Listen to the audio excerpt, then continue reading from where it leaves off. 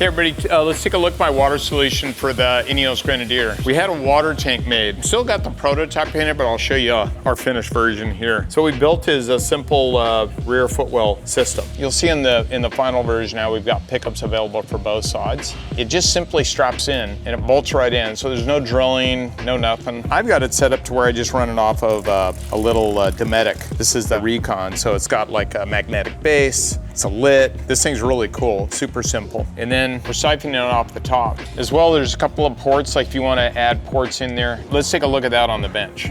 So here's the finished product.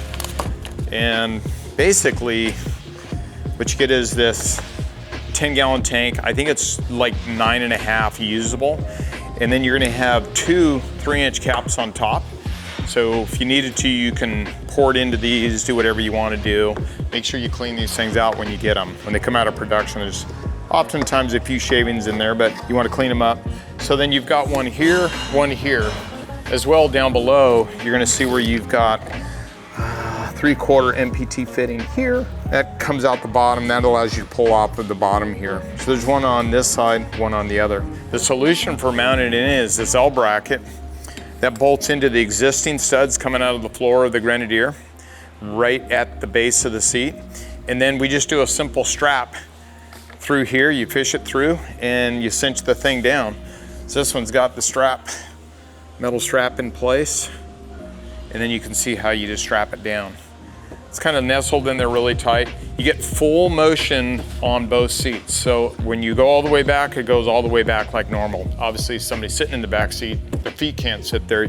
You can fit on top of them. It's not terrible. If I had to, I could probably drive a couple of 100 miles with my feet up. Let me show you these two other things we got. We made a Siphon system. So this is an Agile branded component here.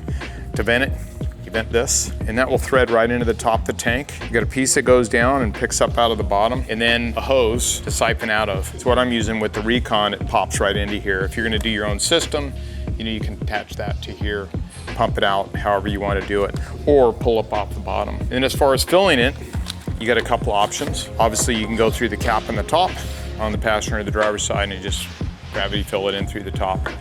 The other way is, we sell this cool little kit right here. And that's got a 3/4 MPT fitting here. This threads onto your garden hose. So you thread this onto your garden hose. This goes into the bottom of the tank right here. Okay, and then you're just gonna snap that on.